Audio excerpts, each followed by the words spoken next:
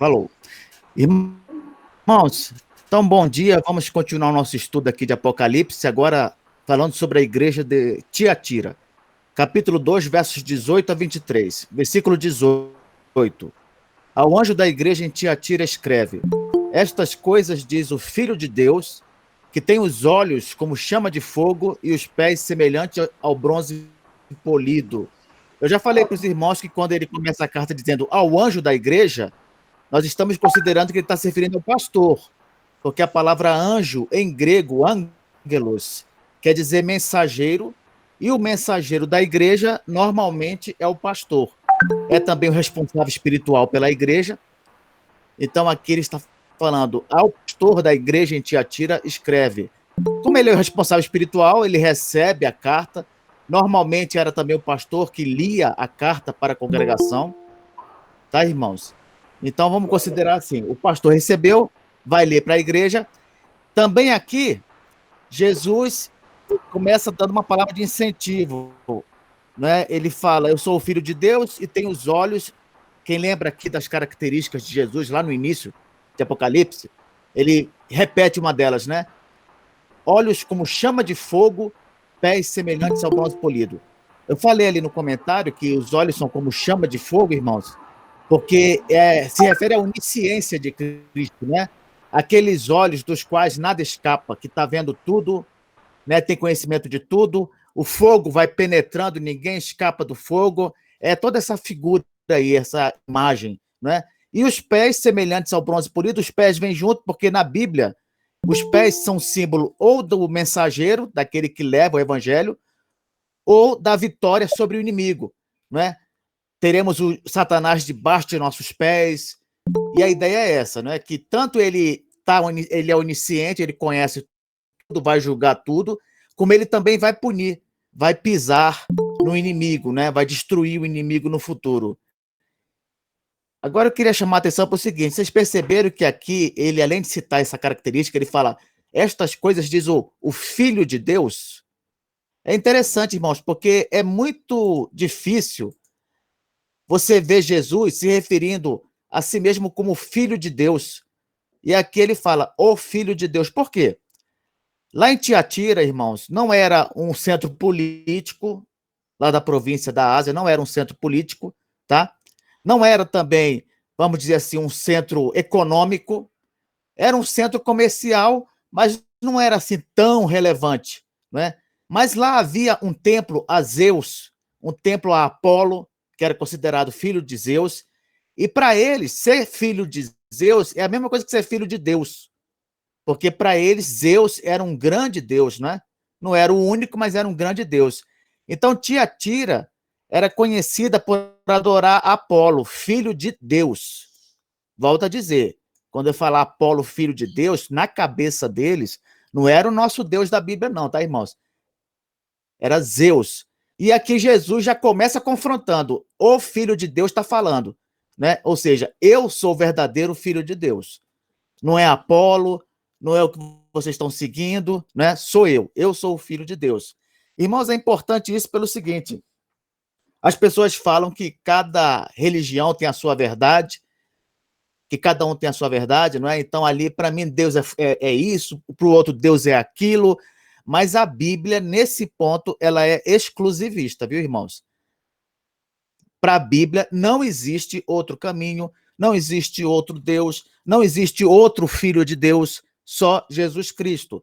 Por isso que Jesus falou: Eu sou o caminho, a verdade e a vida. Ninguém vem ao Pai senão por mim. Essa mensagem é ou não é exclusivista? É exclusivista.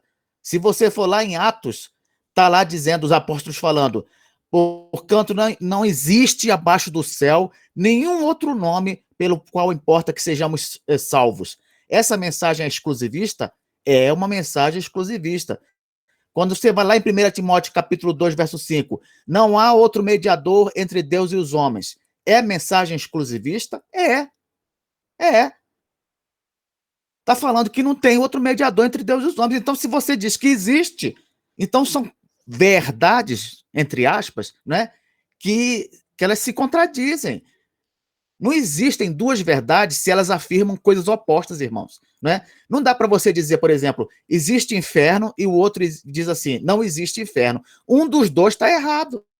Por quê? A realidade é uma só, a realidade não é múltipla. Tá? Não dá para existir no mesmo universo inferno e não inferno. Ou é uma coisa ou é outra. Um dos dois está errado. Né? Então, essa história do politicamente correto, né? Vamos aqui, cada um tem a sua verdade, vamos respeitar, todos estão certos e tal. Essa mensagem ela vai contra a palavra de Deus.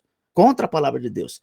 A Bíblia é exclusivista. A Bíblia aponta que há só um Deus verdadeiro e há só um caminho para esse Deus verdadeiro, e é Jesus Cristo.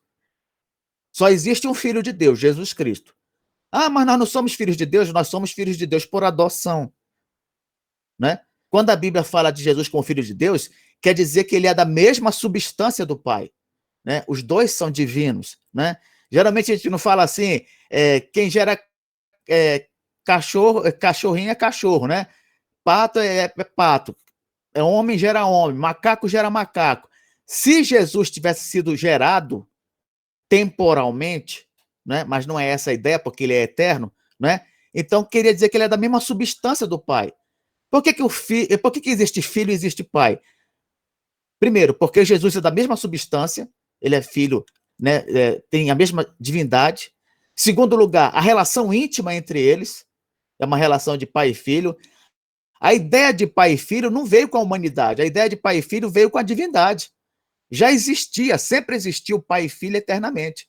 Né? E essa ideia foi adotada pela humanidade. Isso não é uma coisa... O Freud ele dizia o seguinte... porque Deus, o pessoal chama de pai porque faz uma projeção, né? Eu tive um pai mau, aí olha Deus como mau porque teve um pai ruim. Eu tive um pai bom, olha Deus como... Irmãos, é o contrário. Não é o homem que projeta Deus como pai. Deus já era pai.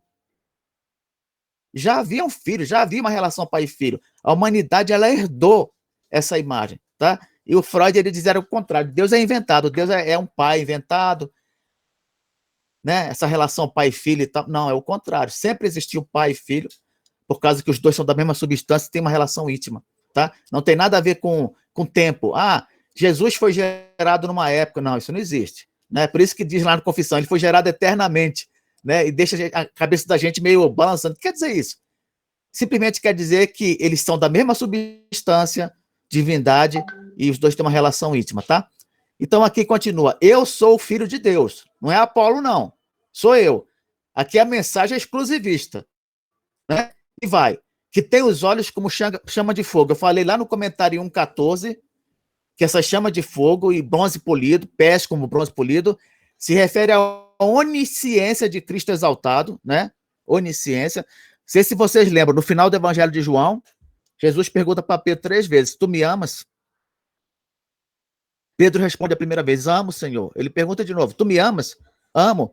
Na terceira vez que ele pergunta, Pedro responde, Senhor, tu sabes que eu te amo, tu sabes todas as coisas. Então Pedro, ele reconhecia, Jesus é onisciente. Ele sabe tudo.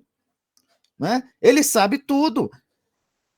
Então, às vezes, as pessoas pensam, as coisas estão acontecendo, eu posso enganar os homens, posso enganar minha família, posso enganar meus amigos, posso passar a imagem, não é, de alguém que é espiritual, de alguém que é dedicado, de alguém que é isso e aquilo, né? Mas Cristo sabe tudo.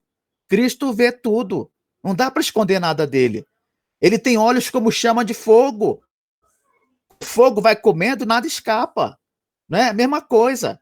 É aquele olhar que perscruta tudo, vai em todos os lugares. Não é? Jesus tem os olhos como chama de fogo e os pés como bronze polido, sai da fornalha, como se estivesse prontinho para pisar, né? Prontinho para pisar na cabeça do inimigo. É a mesma ideia, irmãos. Né? Então Jesus está falando, eu sou o Filho de Deus, eu trago o juízo, eu vou punir o ímpio. É essa palavra que ele traz de incentivo para a igreja. Por quê? Nós vamos ver daqui a pouco. Aí ele fala, versículo 19, conheço as tuas obras, o teu amor, a tua fé, o teu serviço, a tua perseverança e as tuas últimas obras, que são mais numerosas do que as primeiras. Olha como é que ele começa. Conheço as tuas obras. Não acabei de falar que Jesus sabe tudo? Jesus é onisciente, ele conhece todas as coisas, não é?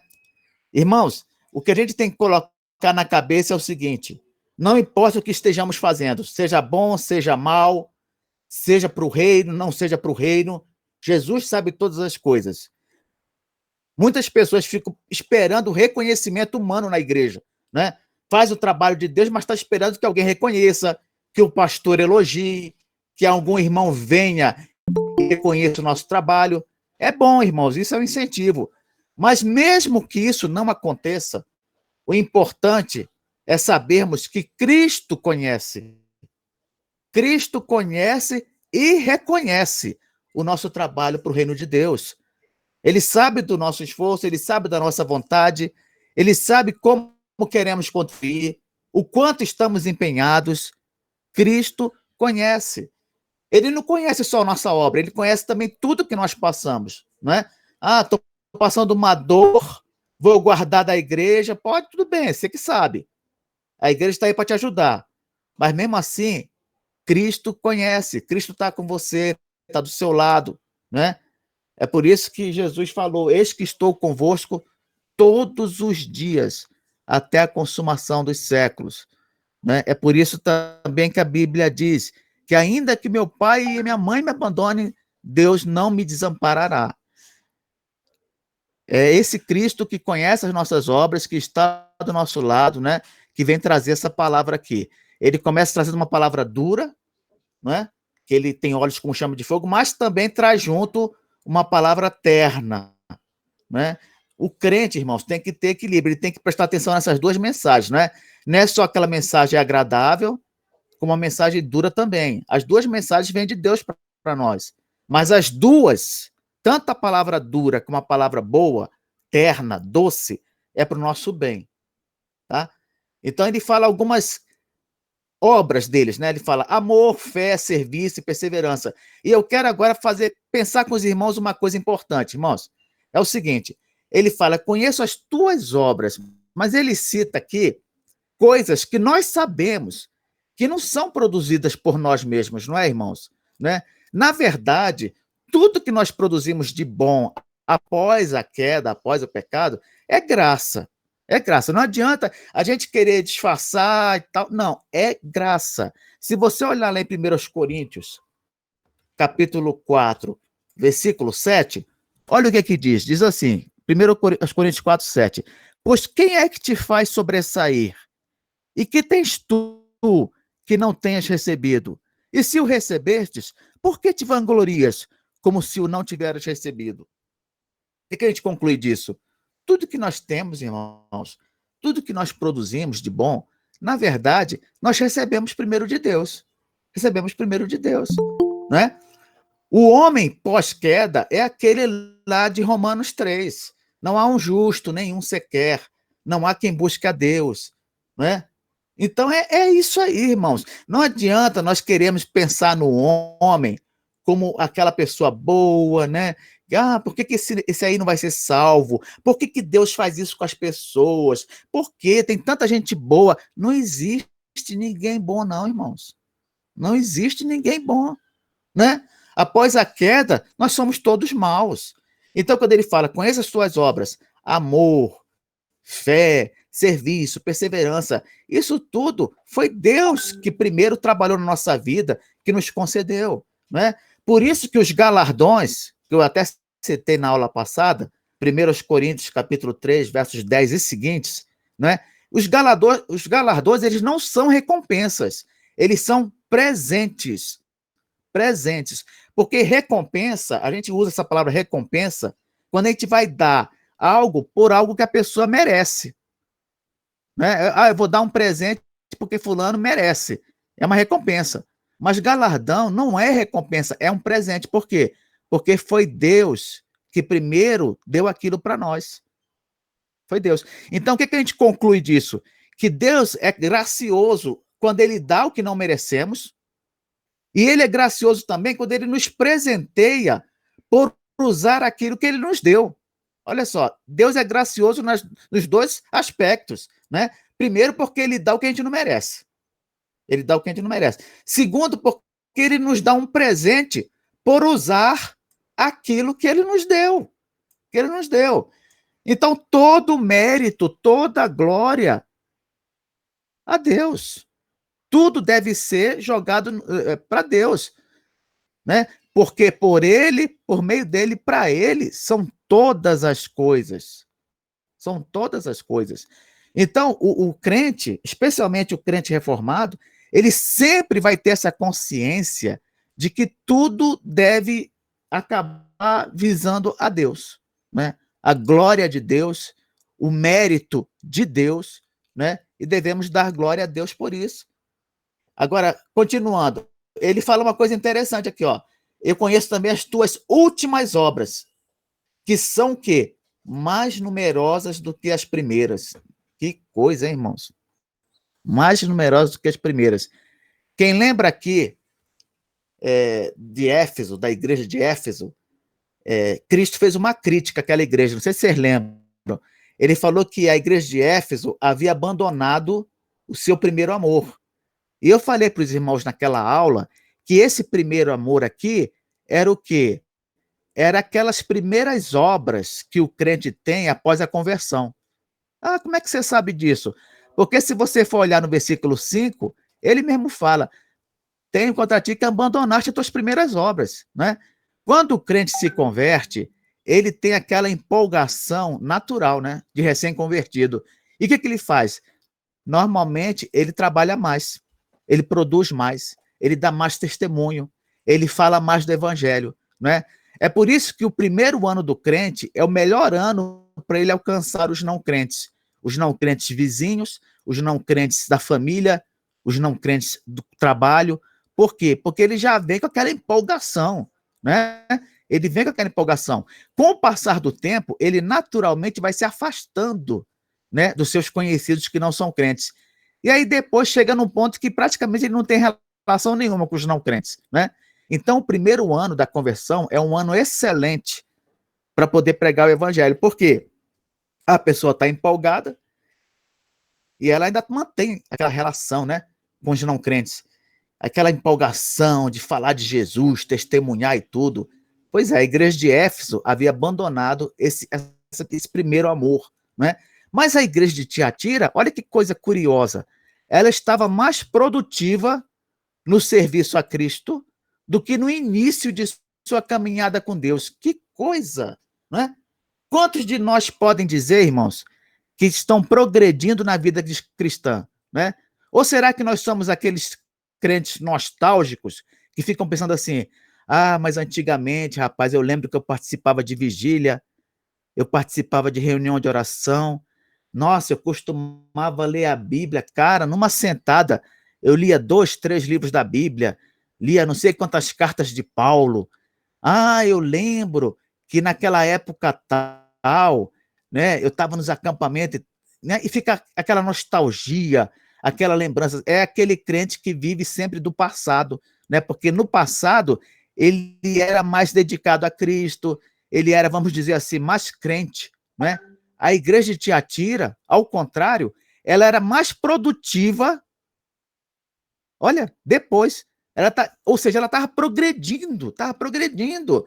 Então, qual é a lição para nós, meus irmãos? O que a igreja de Tiatira quer nos dizer? Olha, se você lia a Bíblia no passado, você tinha que ler mais hoje. Ah, você já teve uma vida de oração?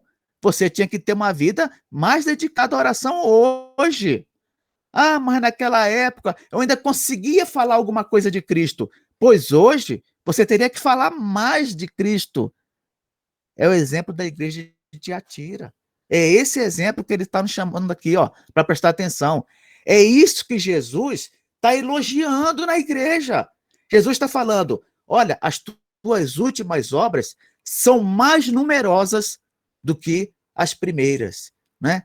Quem é que pode falar isso? Vocês lembram que eu disse também na aula passada que Jesus ele elogia e às vezes também ele critica, né? Ele elogia e critica. Tem muita gente que pensa o seguinte: ah, Jesus me elogiou, eu estou bem demais, estou bem na fita, né? Estou bem na fita. Jesus está me achando o cara. Aí depois Jesus vem e faz uma crítica, não é, irmãos? O que acontece? Tem gente que pensa que porque Jesus nos elogia em algum aspecto, isso nos isenta, né, de sofrer punição em outros. Explicando melhor, né? Não é porque nós servimos a Deus numa área que podemos relaxar em outra, tá, irmãos? Embora a igreja de Tiatira fosse uma igreja digna de elogio, porque as últimas obras da igreja estavam melhores do que as primeiras, né? Estavam melhores. Isso não era motivo para Tiatira pensar: ah, então se eu der uma deslizada aqui, se eu der uma derrapada ali, né? Cristo vai fazer uma vistinha grossa, Cristo vai relevar, porque afinal de contas ele acabou de me elogiar. Não, não é assim que funciona, né? Nenhum acerto nos isenta, né, para cometer erro. Isso não existe, né? Nenhum crente pode falar: ah, mas como eu sou pregador, como eu sou professor, como eu sou cantor, como eu dirijo a reunião de oração, como eu faço isso e aquilo na igreja, como eu sou diácono, como eu sou presbítero, não é? Então, aí Deus ele vai relevar. Então, se eu estou vacilando aqui, né, Cristo não vai considerar muito, não. Não, não é assim. Ele elogia, mas ele vem no versículo 20 e ele começa falando assim, ó: tenho, porém, contra ti. Tá entendendo? Então é isso. No que ele elogia, vamos preservar. No que ele critica, vamos consertar. Né? Ele fala: tenho, porém, contra ti o tolerares. O tolerares. Olha, tenho contra você que você é tolerante. É estranho, né, a gente falar assim, porque nessa época que eu falei do politicamente correto, é proibido você ser intolerante. É proibido, você não pode ser intolerante. Isso é coisa de gente obscura, né? De mente fechada. Ah, fulano é intolerante. Aquela igreja é intolerante. É feio, né, irmãos? Falar assim, é intolerante. Mas Jesus fala: tenho, porém, contra ti que você tolera. Você tolera. Você deveria ser intolerante. Com o quê? Aí ele fala: contra ti o tolerares que essa mulher, Jezabel, olha o nome da mulher, Jezabel, que a si mesma se declara profetiza, não somente ensine, mulher era professora da escola dominical. Mulher professora da escola dominical. Vamos imaginar, ela era professora da escola dominical. Ela ensinava e ainda seduzia os servos de Cristo a praticarem o quê? Prostituição e a comer coisas sacrificadas a ídolos. Então, irmãos, olha o que eu quero ressaltar para vocês aqui. Vou contar uma historinha para vocês. Lá no Velho Testamento, quando o reino se dividiu, 10 tribos ficaram, né, formando o Reino do Norte, que ficou sendo chamado de Reino de Israel, né? E 2 tribos ficaram formando o Reino do Sul, que ficou conhecido como Reino de Judá. Lá no Reino do Norte, só houve rei ímpio. Só. Sabe aqueles crentes que de crente não tem nada? Pois é, no Reino do Norte era assim. No reino que ficou sendo chamado de Reino de Israel. E houve um rei chamado Acabe, que ele resolveu fazer um casamento político. Presta atenção, hein? Presta atenção. Ele resolveu fazer um casamento político. Ele resolveu casar com uma fenícia chamada Jezabel. Por quê? Não sei quem conhece a história antiga que os fenícios, eles dominavam o mar Mediterrâneo, o comércio ali no mar Mediterrâneo. Então, para o rei Acabe de Israel, seria interessante politicamente que ele fizesse uma aliança com os fenícios para conseguir ali alguma coisa do comércio no Mediterrâneo. E aí, o que ele fez? Um casamento político. Ele casou com Jezabel. Só que os fenícios, eles adoravam Baal também, né? Baal. E o Baal era aquele deus que é o seguinte: ele era o deus da fertilidade, entre outras coisas, não é? Então, para poder você ter uma colheita boa, por exemplo, você tinha que ter relação sexual, porque isso incentivava o deus deles. Olha só que Deus sem vergonha, né? Ao ver os seus servos tendo relação sexual, isso incentivava ele à produção, a fazer os campos produzirem. não é? Aquele negócio faz aquela junção da relação sexual com procriação e tal, só na cabeça pervertida desses povos da antiguidade, né, irmãos? Pois é.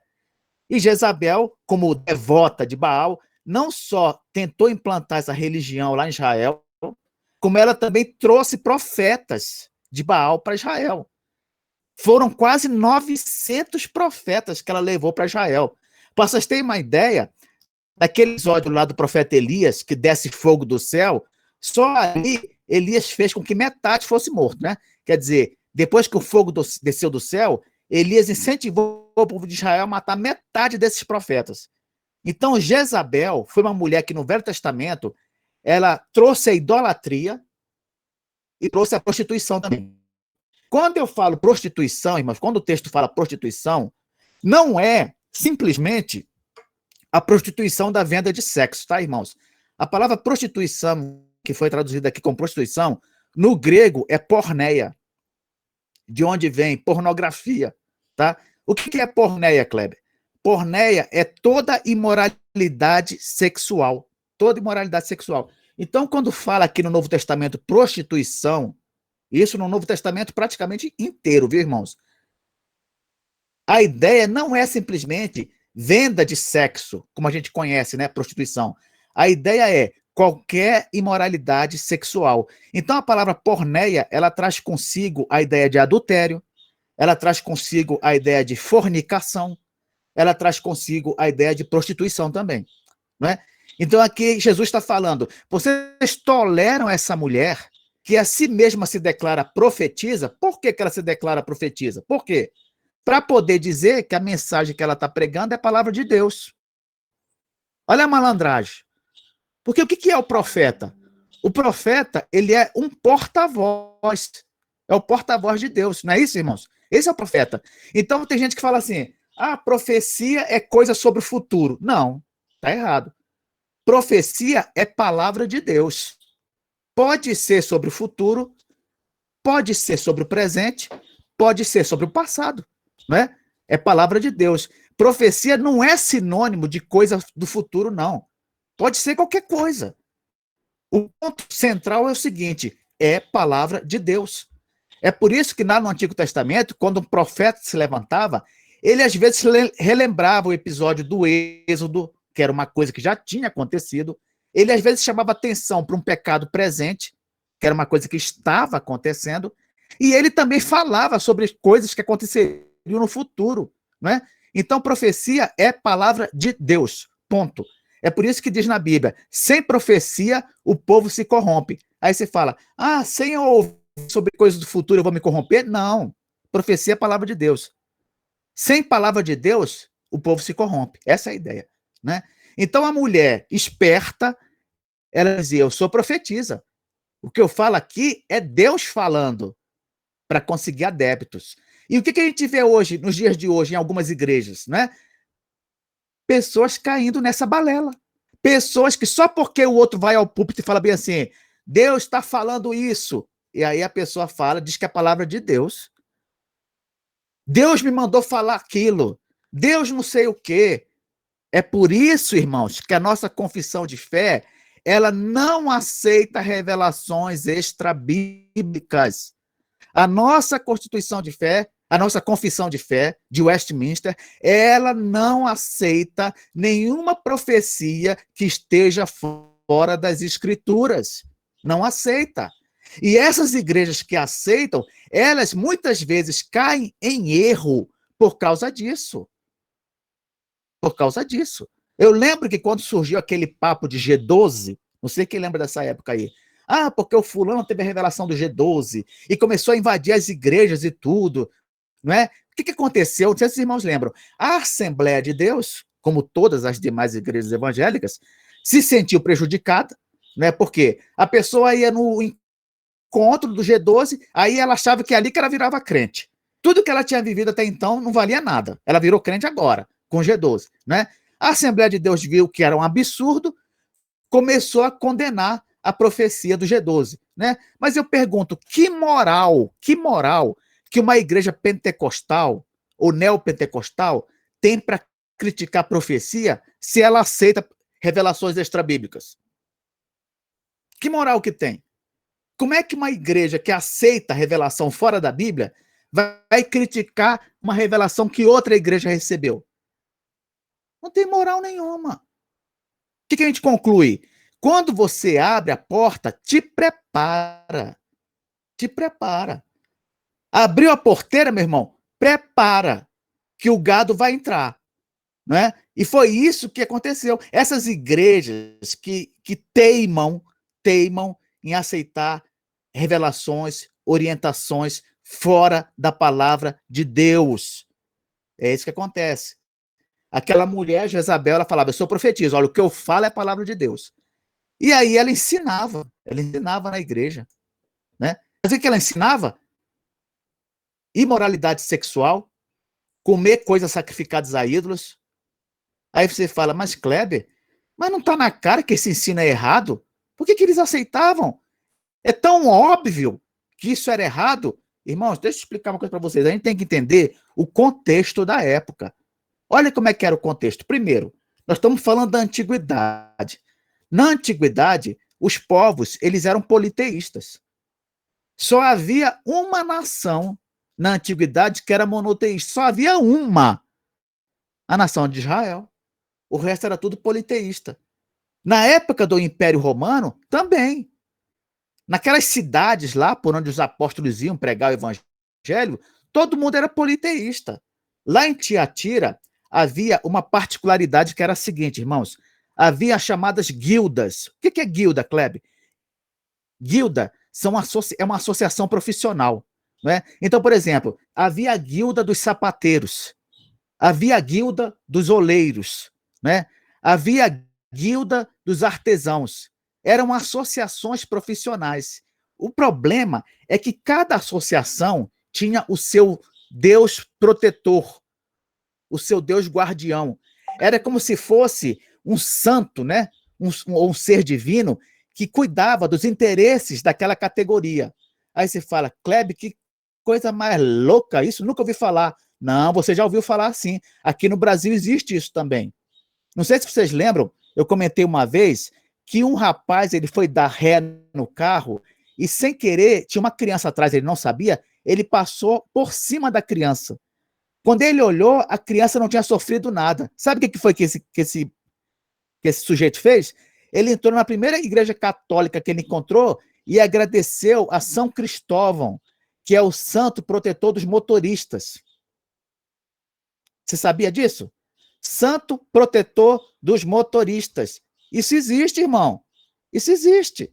Né? Então, lá em Tiatira, havia associações profissionais, vamos dizer, espécies também de sindicato, né?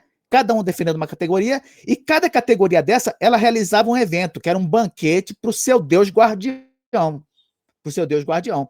Então, se você trabalhava em qualquer área, normalmente, como eu falei para vocês, era um ponto comercial, Tiatira era um centro comercial, né? Não era o maior de todos, mas era um centro comercial.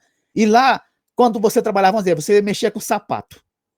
A associação vai fazer uma festa ali em homenagem ao santo tal, que é o nosso Deus guardião. Aí você falava assim, não, eu não vou não, que eu sou crente. Eu não vou participar disso não. Aí o que acontecia? Você começava a ser discriminado. Eles começavam a ficar com raiva de você. Às vezes, eles até te tiravam da associação.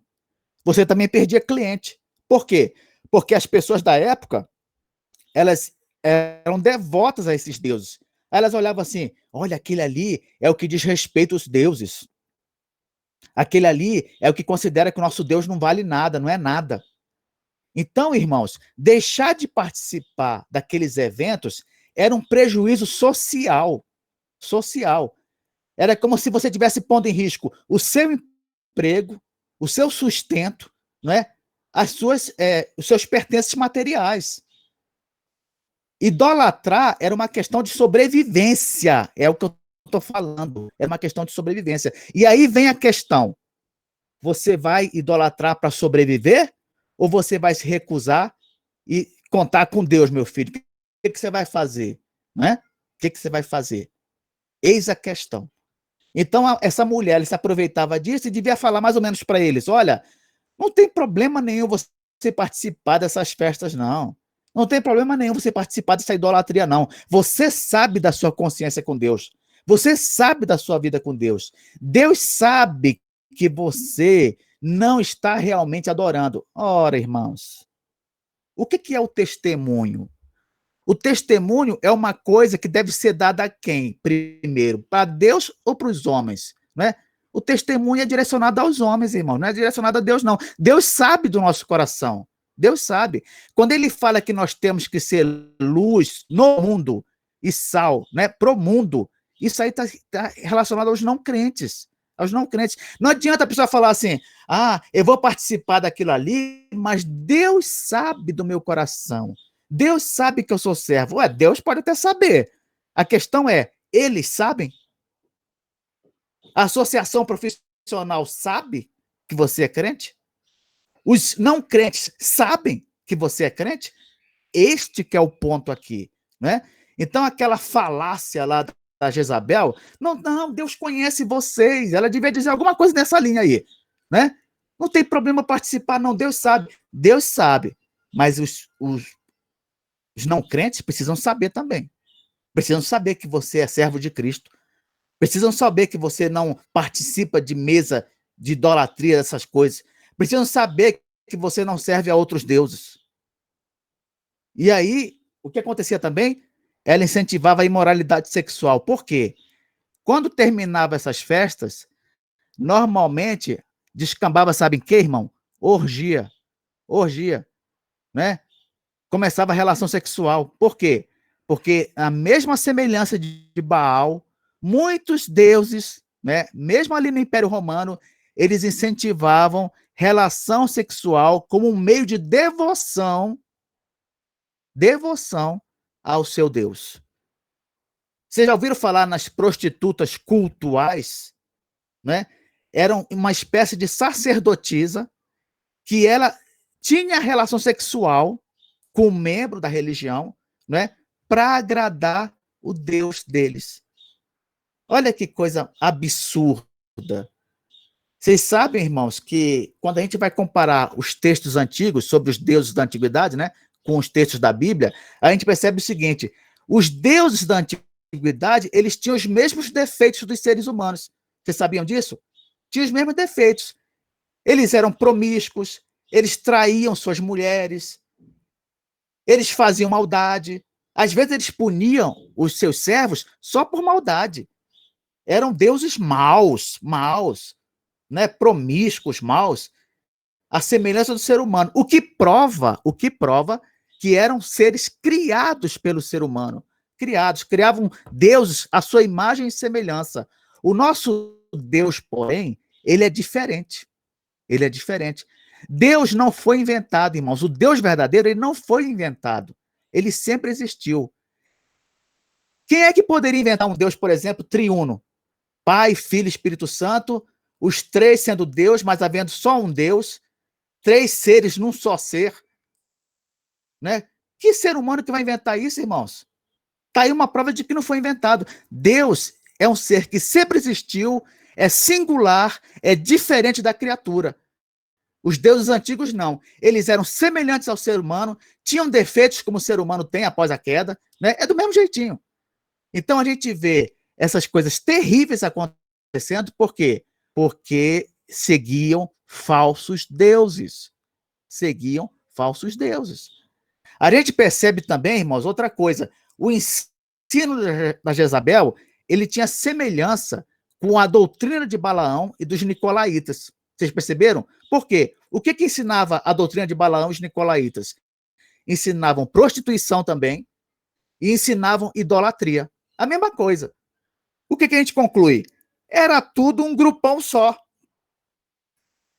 Numa hora chamava de doutrina de Balaão, noutra hora chamava de nicolaítas, noutra hora eram comandados por essa Jezabel aí, né? Então as igrejas dali da Ásia, elas tinham esse problema. Idolatria e imoralidade sexual estava tomando conta lá, estava tomando conta, né? E Jesus entra de sola aqui, falando contra isso. Tá, irmãos? Aí eu já falei para vocês que porneia tem um sentido mais amplo, né? Falei das guildas, que são as associações profissionais, tá? Então vamos continuar aqui. Versículo 21. Dei-lhe tempo para que se arrependesse. Deu-lhe tempo para quem? Para Jezabel. Olha que coisa, hein? Jesus deu tempo para Jezabel se arrepender.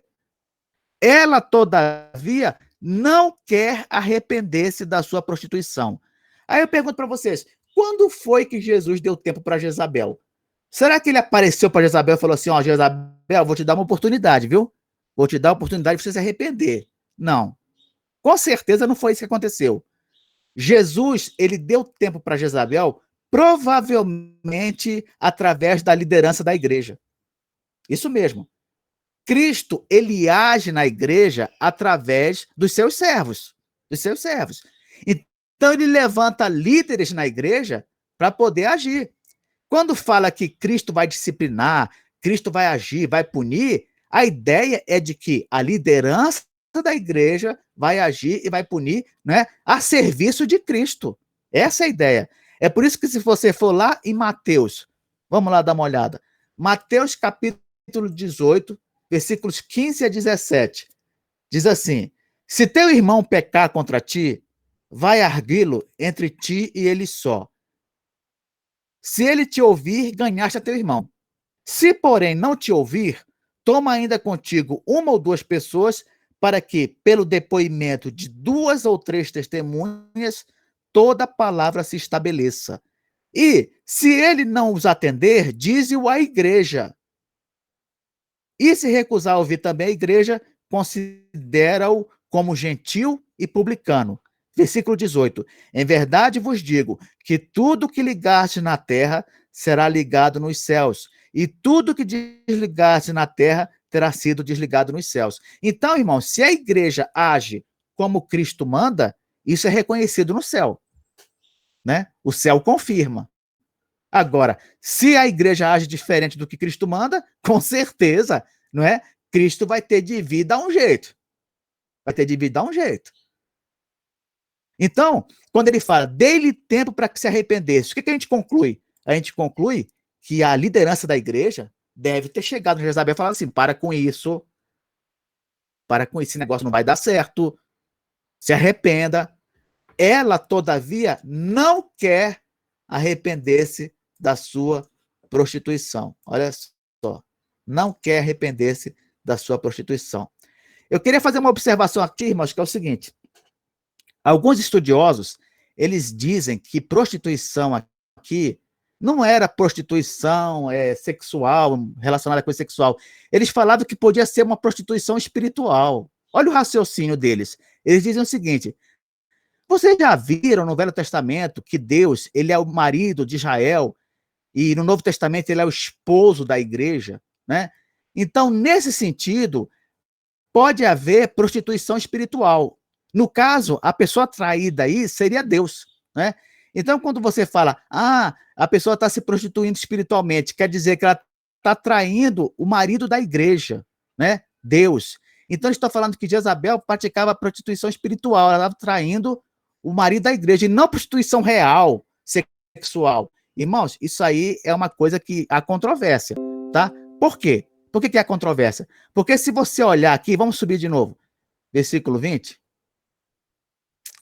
diz assim, ó,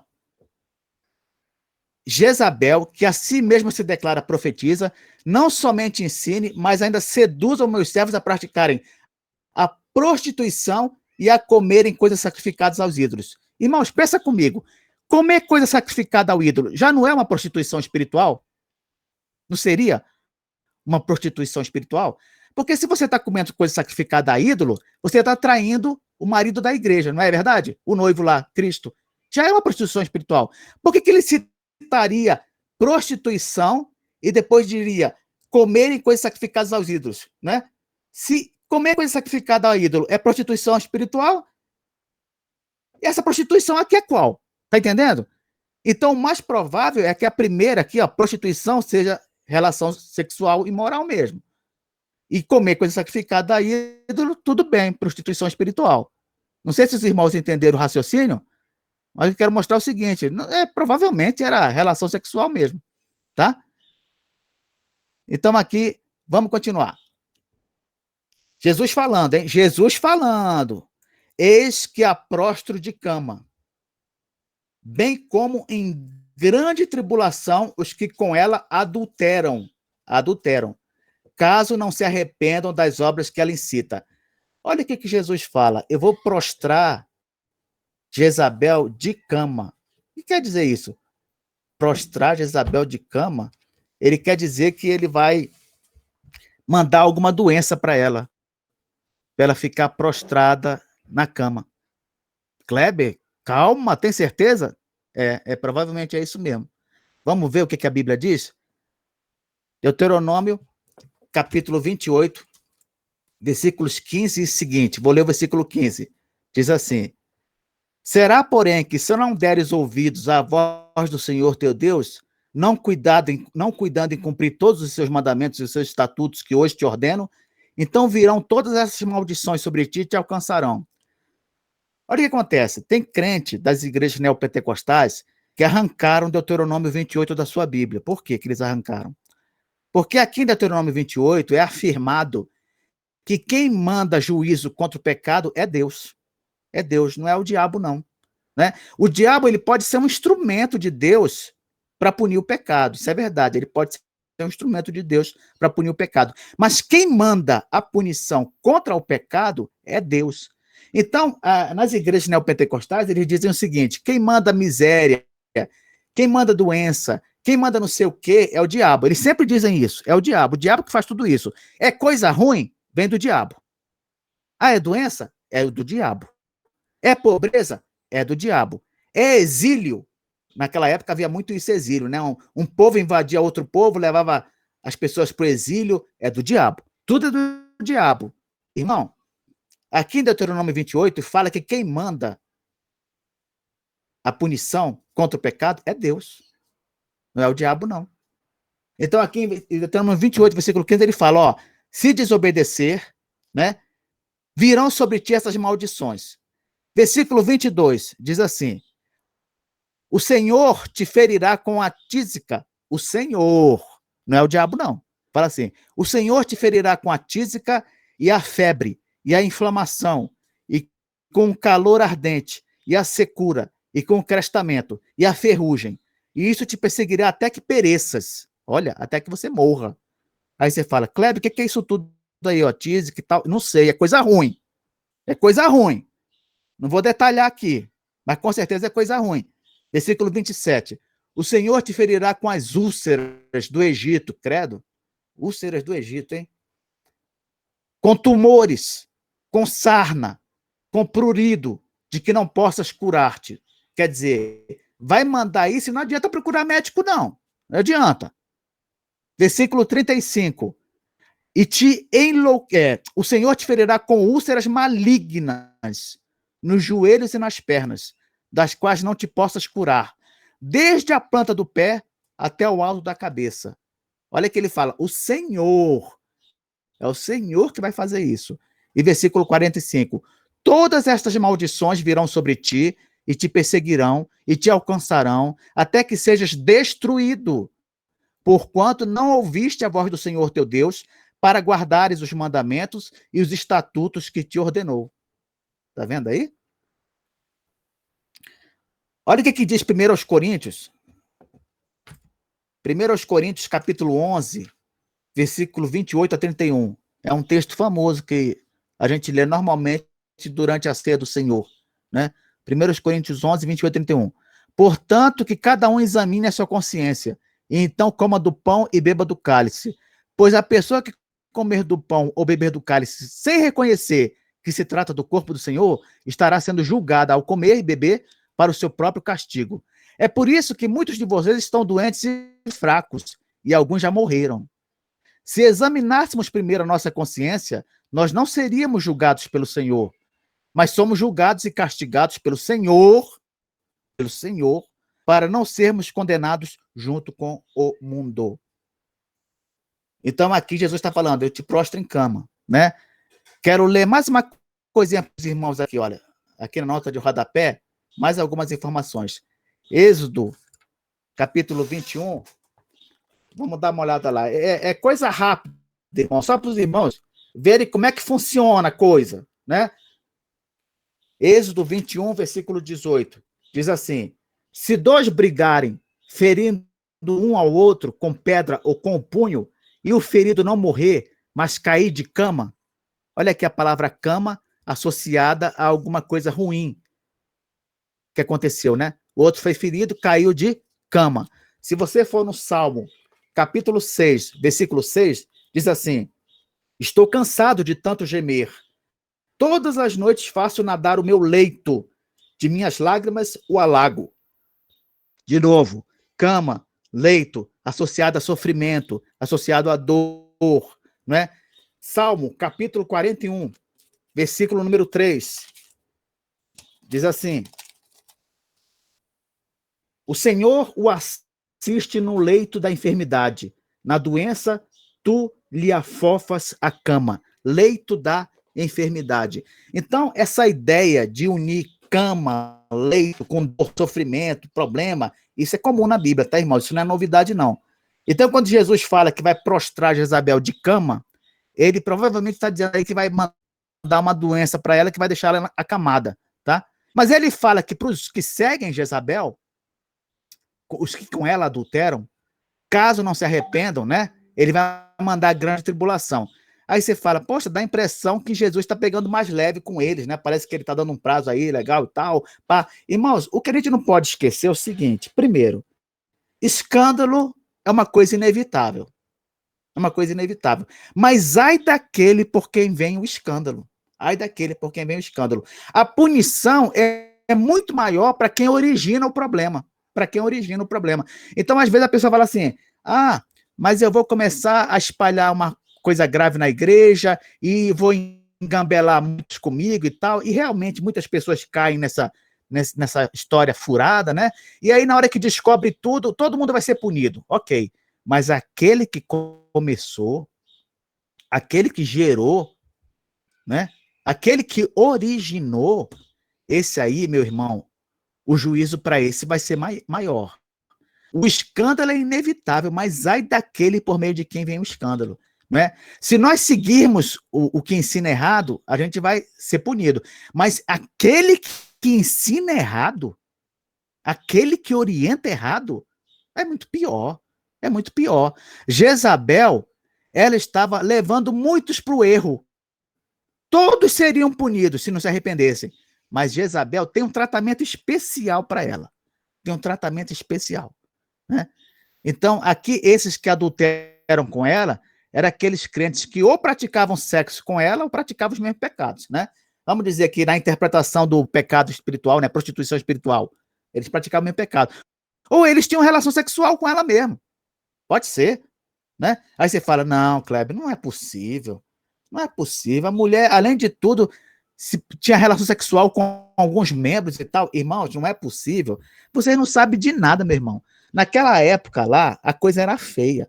Se você pegar, por exemplo, 1 Coríntios capítulo 5, diz lá, o apóstolo Paulo está escandalizado. Ele fala assim, eu não acredito que aí na igreja de vocês estão sabendo que o menino está tendo um caso com a madrasta e vocês não fazem nada.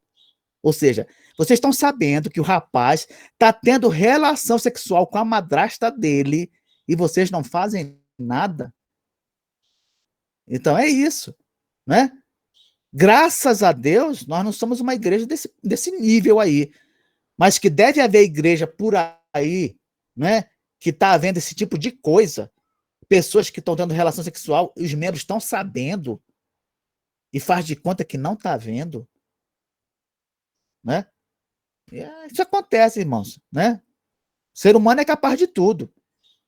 E aí olha o que Jesus fala, repito, Jesus, ele fala assim, ó, matarei os teus filhos. Aí você fala, não, Kleber, não acredito que Jesus fala isso não. Jesus não fala essas coisas, né? Matarei os seus filhos, Jesus vai falar isso? Irmãos, quem é que está ditando a carta para o apóstolo João escrever para as igrejas? Quem é que está ditando? É Jesus. Não sou eu, não. Não é o João que está tirando isso da cabeça dele falando, não. Quem está falando aí, quem está ditando a carta para João escrever e mandar é Jesus. Jesus está falando, matarei os seus filhos. Os filhos de quem, irmãos? De Jezabel. Ele vai matar os filhos da mulher e tal, não sei o quê. Os discípulos dela, tá, irmãos? A interpretação majoritária aqui é que filhos são os discípulos dela, né? Na Bíblia, muitas vezes, o discípulo é chamado de filho, tá? Se a gente for olhar 1 Timóteo, capítulo 1, versículo 2, vamos lá? 1 Timóteo, capítulo 1, versículo 2. A Timóteo, verdadeiro filho na fé, graça, misericórdia e paz da parte de Deus Pai e de Cristo Jesus, nosso Senhor.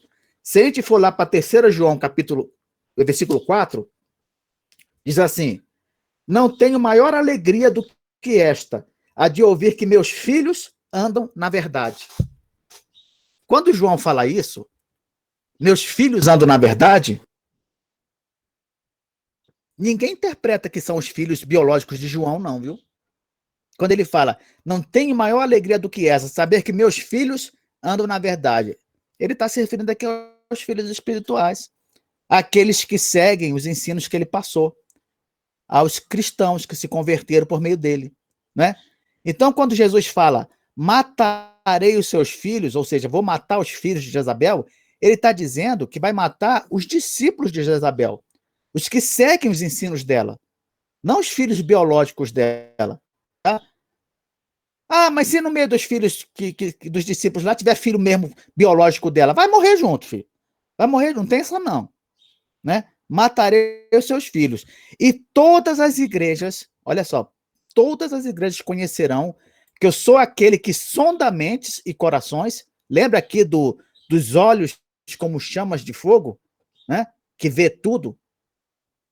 E vos darei a cada um segundo as vossas obras. E vos darei a cada um segundo as vossas obras. Então, irmãos, a gente pode tirar várias lições daqui. A primeira lição é o seguinte: esse Jesus que está falando aqui é bem diferente do Jesus da primeira vinda. É bem diferente. O Jesus da primeira vinda, ele veio trazendo uma porta de oportunidade, abrindo uma porta de oportunidade.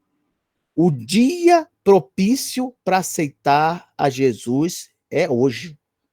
É hoje. É agora. É esse tempo. Esta mensagem é urgente. Jesus veio atrás das ovelhas perdidas.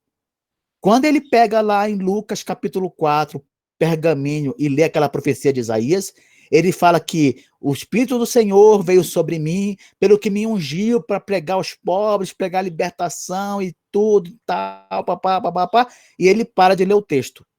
Quando você vai lá em Isaías ver a referência que ele leu, você percebe que na continuação do texto diz lá que o Messias é juízo. Mas Jesus não leu isso em Lucas 4. Por quê? Porque não era o momento. Não era o momento. Nós estamos vivendo uma época de oportunidade. Oportunidade para a sua família, meu irmão. Oportunidade para o seu amigo, para o seu vizinho, para o seu colega de trabalho. Oportunidade. Não deixe essa oportunidade passar. Não deixe que a pessoa que você gosta, a pessoa que você ama, conheça esse outro Jesus aqui. Esse Jesus que vai vir trazendo juízo. Esse Jesus que vai vir para matar, para destruir, para punir o pecado, para julgar e condenar o inferno. Não deixe isso acontecer, meu irmão. Não deixa. Aproveita agora esse Jesus que nós temos, essa era, né? Essa era da igreja, que nós temos uma oportunidade de pregar o evangelho e trazer a mensagem de salvação. Né? Aqueles ali, Jesus estava dando a oportunidade de se arrepender. Se não se arrependerem, vão sofrer, vão morrer. Chega a falar isso, matarei. Sabe, irmãos, tem gente que acha que as pessoas que fazem ameaças, só ameaças, né? Elas não são dignas de respeito. Você já viu quando você vai contratar um pedreiro, vai contratar alguém para pintar a sua casa, e você trata a pessoa bem, né? E tudo. Aí o que ele faz? Ele pega e monta em você, né? Eles não são muito de respeitar, assim, a pessoa que trata bem. Agora, quando você vai com grosseria, com estupidez e tal, aí ele aprende a respeitar, né? Respeita, faz o serviço direitinho e tal. Pois é, tem gente que é assim. Tem gente que acha o seguinte: não, se ficar só na ameaça ou parecer que vai punir, eu não me preocupo. Tá tudo bem, né? Jesus fala em se arrepender, que tem que se arrepender, mas ele não vai punir, não. Ele não vai castigar. Meu irmão, não caia nessa, não. Não caia nessa. Jesus, ele está falando para poder te realmente avisar que o perigo é real. O perigo é real. Se nós não acertarmos a nossa vida com Cristo, se nós não estivermos dispostos a seguir numa vida cristã do jeito que agrada a Ele, as consequências virão. Ele vai punir. Não vai ficar tudo para o dia do juízo, não.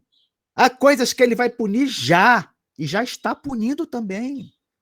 Lá em Romanos, capítulo 1, verso 18, diz o seguinte: porque a ira de Deus se revela, ela se revela do céu contra toda iniquidade dos homens. Então, Deus está punindo hoje e ele vai punir também no dia do juízo.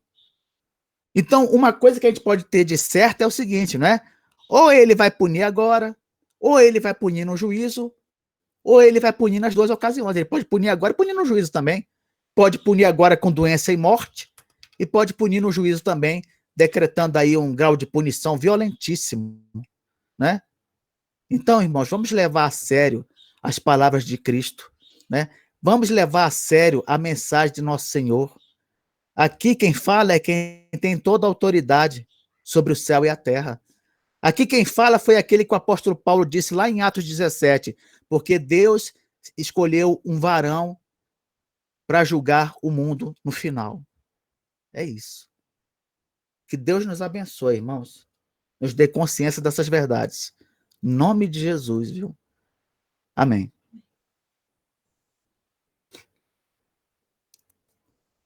Carlos.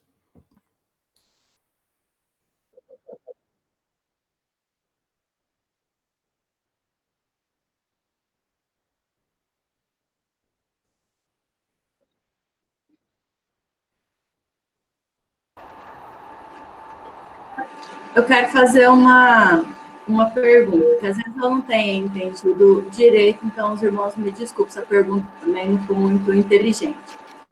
Mas quando a gente fala que Deus pode punir, né, o irmão disse aqui, com doenças e mortes, nós vemos muito hoje irmãos julgando outros irmãos que às vezes caíram numa doença ou caíram de cama, dizendo que se ele está naquela situação é porque ele cometeu algum pecado. Então, assim, eu vejo e a gente aprende que não é bem assim, né? Então, existe uma certa controvérsia. Eu queria saber como debater isso, como explicar isso para uma pessoa que às vezes é leiga, né? Porque no momento eu estou me sentindo leiga. Tá, o caminho é o seguinte: enquanto que um grupo afirma que toda doença, todo problema é causado pelo pecado, né? Nós, à luz da Bíblia, afirmamos o seguinte: primeiro, isto é possível? Sim, é possível, porque não dá para negar, à luz de textos como Deuteronômio 28. Ok. Porém, esta não é toda a verdade. Se você olhar Jó, o caso de Jó, você vai perceber que ele sofreu, perdeu coisas materiais, perdeu a família, ficou doente, sofreu com chagas e tudo mais, e ele não tinha pecado. Ele era um crente fiel. Deus estava, no caso de Jó, testando a fidelidade dele. Então, qual seria o erro? O erro seria dizer, por exemplo, que a pessoa ela só sofre por causa de pecado. Não. Ela pode estar sofrendo porque Deus está testando a fidelidade. Ela pode sofrer também, uma outra possibilidade, é para ser aperfeiçoada. Aperfeiçoada. Se você for lá em 2 Coríntios, capítulo 12, você vai ver que o apóstolo Paulo recebeu um espinho na carne para que ele não se ensoberbecesse com a grandeza das revelações. Então, o que a gente conclui? que a pessoa às vezes pode estar sofrendo porque Deus quer aperfeiçoar aquela pessoa. Então aqui nós temos pelo menos 3 possibilidades, só de cara, né? Ela pode estar sofrendo por causa de pecado, ela pode estar sofrendo porque a fidelidade dela está sendo testada, ela pode estar sofrendo porque Deus está querendo aperfeiçoar a pessoa, né? Então, nós não podemos afirmar que se uma pessoa está sofrendo é por causa de pecado. Você não pode afirmar isso, né? Porque só Deus sabe isso. Só Deus, e imagino que a pessoa também, né? Porque se ela está sofrendo e ela pecou, ela sabe se pecou. Ela sabe. Agora, outra pessoa afirmar, isso aí é pecado. E isso que muitas igrejas fazem, e está errado. Está errado. Você não pode falar isso. Agora, que essas possibilidades existem, elas existem. Isso aí não dá para negar também, tá? Mas não dá para saber qual é.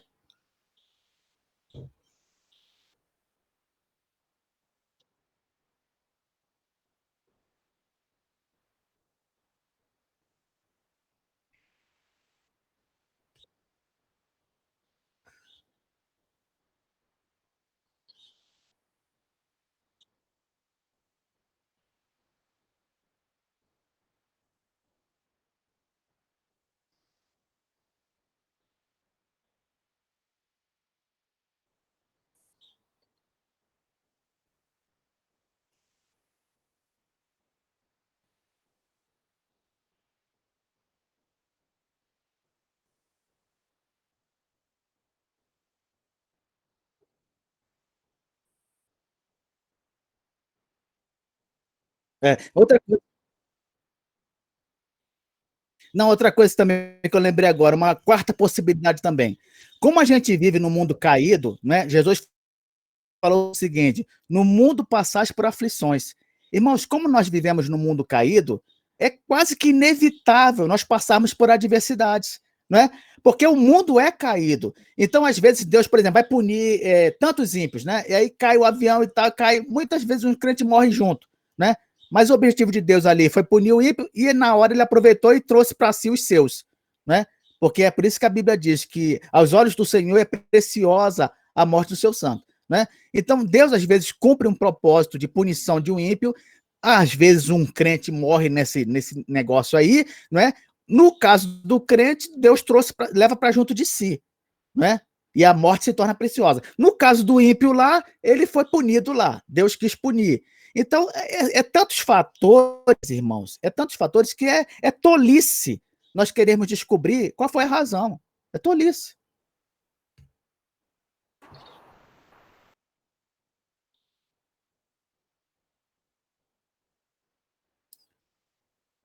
Acabou.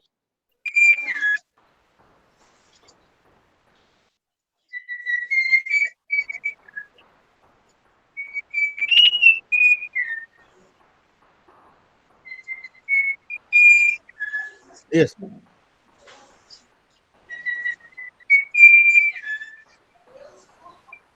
Agora, com respeito. É só uma coisa aqui também, Carlos, que é o seguinte, que a irmã citou aí negócio de julgamento, né? Eu falei numa aula anterior que é o seguinte: dentro da igreja, quando alguém comete alguma coisa que é flagrantemente condenada pela palavra de Deus, não é? Esse julgamento deve ser feito e é correto. Deve ser feito e é correto. Porque se não for feito, como é que vai haver disciplina na igreja? Né? É como o Paulo falou: o rapaz está pecando aí e vocês não estão fazendo nada. Então, dentro da igreja, se alguém estiver cometendo algum pecado, chegar ao conhecimento, né, uma coisa que é flagrantemente condenada pelas escrituras, essa pessoa deve ser disciplinada. Esse julgamento é um julgamento correto, julgar todas as coisas, tá, irmãos? O que Jesus condena, o que a Bíblia condena é julgamento hipócrita. Quando diz lá em Mateus 7, como é que você quer tirar o cisco do olho do seu irmão e você está com uma trave no seu olho? Né? Esse julgamento hipócrita, ele deve ser condenado. Agora, o julgamento pela reta justiça, né? Aquele julgamento que é feito, inclusive, em tribunais, deveria, né? Ser feito em tribunais, tá? É totalmente correto, a Bíblia apoia, ok.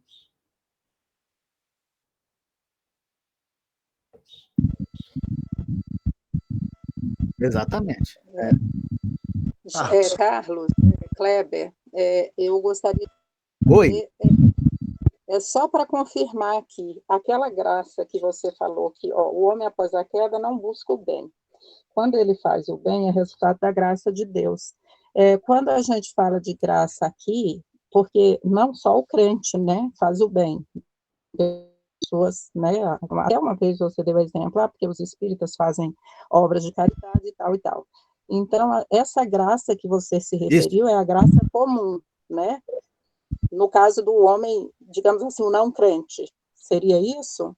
Exato. Gente pode dizer assim? Perfeito. Tá, é só para confirmar. A graça comum é tudo que a gente vê no mundo, né, de bom, de positivo, no mundo pós-queda, tá, irmã? No mundo pós-queda, tudo que a gente vê de positivo com certeza, é fruto da graça de Deus. Isso aí não tenha dúvida. Então, é por isso que a gente pode se beneficiar de estudos na universidade, às vezes conhecimento que vem do não crente, né? Como é que ele chegou a conhecimentos tão bons, né? Descoberta de remédios para doenças e tudo, progresso tecnológico, tudo que a gente vê de positivo neste mundo, mesmo que venha do não crente, nós recebemos de bom grado, por quê? Porque nós sabemos que é fruto da graça comum. Certo, sim. Tudo bem, era só para confirmar. Tá certo, obrigada. Tá bom.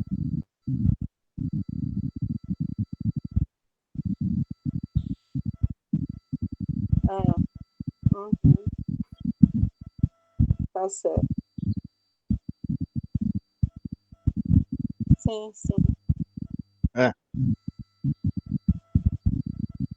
Sim. Ok, obrigada. Carlos. Sobre essa questão de julgamento, pegando aí o exemplo da igreja de Tiatira a respeito da profetisa, a gente tem que saber que, assim, muita gente fala assim, olha, não fala daquela pessoa não, porque ele é um homem de Deus. Bem ou mal, ele está pregando a palavra.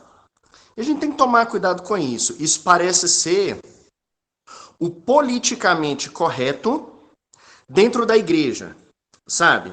E a gente não pode abraçar isso. Existem, sim, homens maus, pastores maus, profetas do diabo, lobos vestidos em pele de cordeiro, tanto homens como mulheres.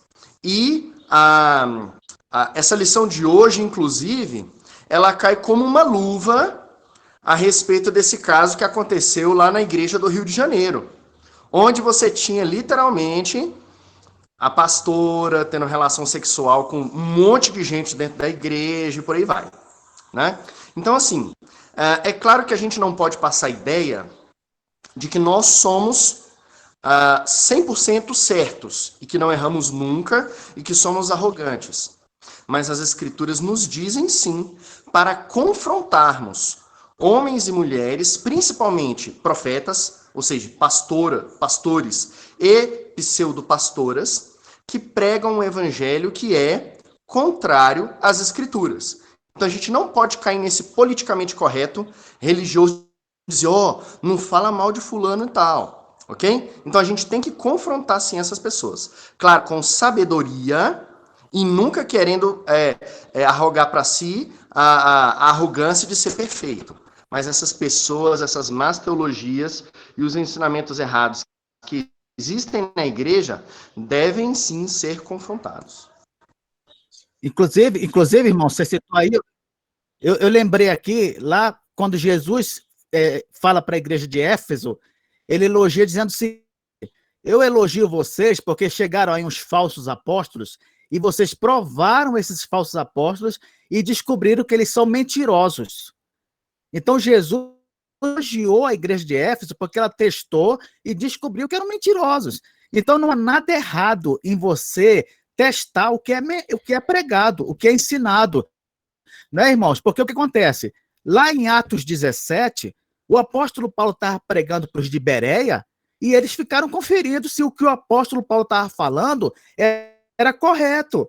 Então, se eles fizeram isso com o apóstolo Paulo, que dizer dos pregadores contemporâneos. Não tem sentido você ouvir vou deixar o senso crítico de lado, porque quem está falando é um pastor fulano. Não, o crente ele sempre tem que estar conferindo na palavra de Deus, as orientações que ele está recebendo, sempre procurando ver se aquilo é a Bíblia mesmo, tá?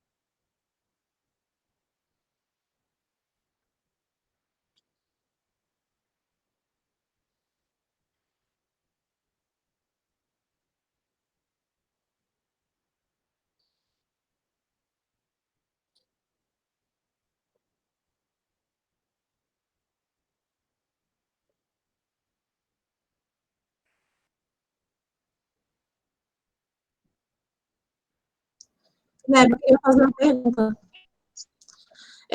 Tá até ligada a esses últimos comentários que o presbítero João Marcos fez e que o Kleber e você complementaram agora, e é logo no início da aula, quando a gente lê o versículo 19, quando Jesus fala, conheço as tuas obras. E aí o Kleber explicou a questão do conhecer, né, que tem a ver com o fato de que o Senhor é o cabeça da igreja, que, portanto, todas as obras são realizadas por intermédio, né, do Senhor, pelo Espírito Santo presente na igreja.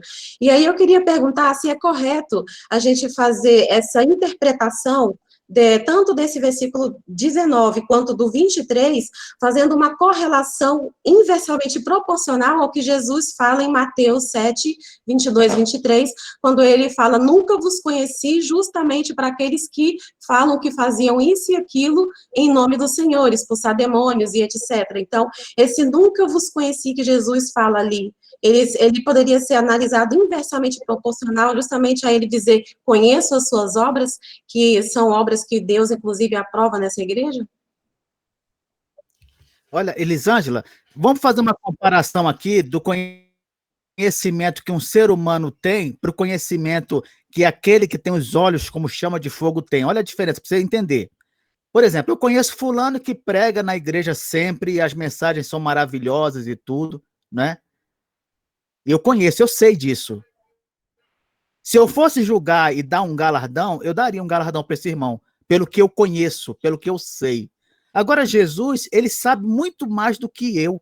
Ele não só sabe que aquela pessoa prega, mas ele sabe até a intenção com que ela prega. Você está entendendo?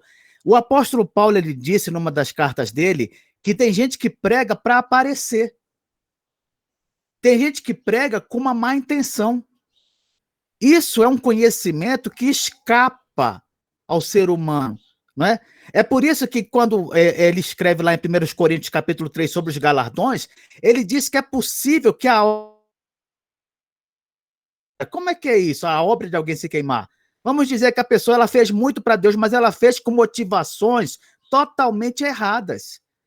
Há pessoas que pregam o evangelho, a gente já sabe disso, que pregam o evangelho para passar a perna nos outros. Né? Há igrejas aí que pessoas pregam o evangelho para ganhar dinheiro. Há igreja aí que as pessoas pregam com algum objetivo errado. E Jesus sabe disso. Ele é aquele que sonda as mentes e os corações. Ele é aquele que sabe tudo que nos motiva. Então, nunca a gente vai ter um conhecimento igual ao de Cristo. Nunca. Ele vai olhando e ele conhece profundamente o que nós estamos fazendo. Ele conhece. Então, quando você lê esses textos aí, que ele fala, nunca vos conheci, é porque ele sabia que aquelas pessoas, embora fizessem aquilo, o próprio texto diz, lá Mateus 7, né? Elas viviam em iniquidade. Se você olhar o texto, está dizendo assim, ó, apartai-vos de mim, vós que viveis em iniquidade. Agora, para a igreja, qual era o conhecimento que eles tinham? O cara profetiza, o cara cura, o cara expulsa demônio. Só que Jesus, além desse conhecimento, ele também sabia que eles viviam na iniquidade. Então ele fala, nunca vos conheci, né? Nunca vos conheci, é isso.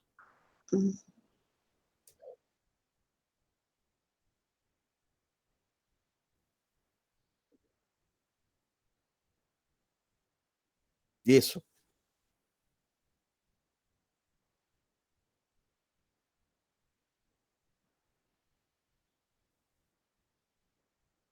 É, boa.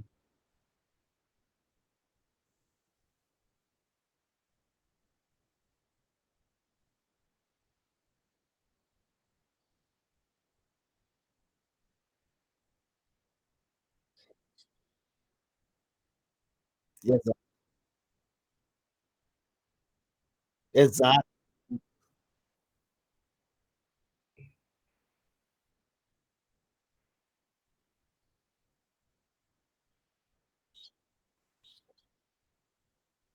Exato.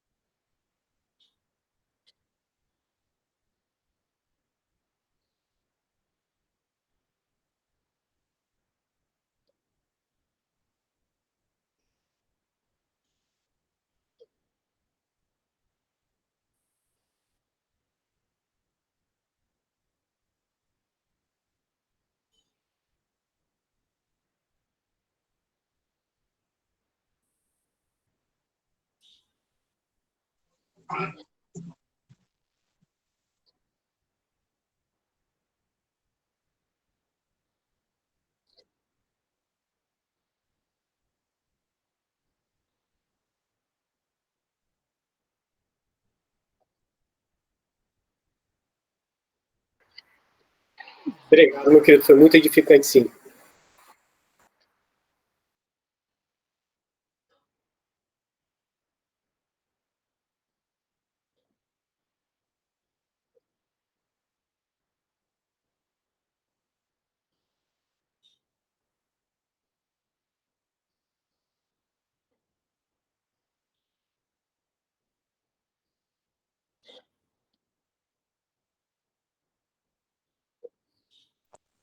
Oro sim. Senhor, nós te agradecemos muito, porque esse momento foi reservado em nossas casas para, pela internet, Senhor, estudar a tua palavra. Que maravilha, Senhor, a gente poder estar longe fisicamente, mas unidos no estudo da palavra, nós temos crescido juntos. Muito obrigado porque nós temos aprendido sobre o livro do Apocalipse, que às vezes é tido como tão difícil, tão nebuloso, mas aqui nós podemos, Senhor, estudar e compreender as maravilhas que o Senhor nos revelou por meio desse escrito do apóstolo João. Muito obrigado e ajuda,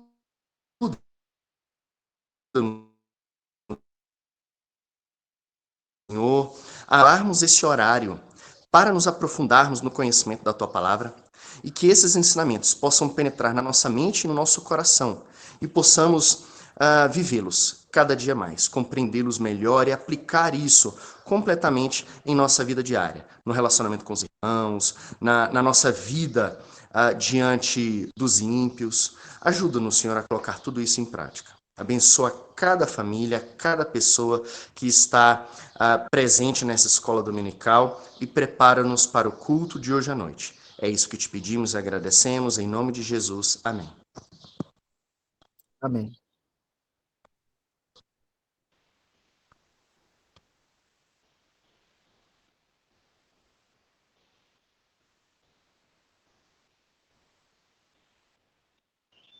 Amém. Bom dia a todos.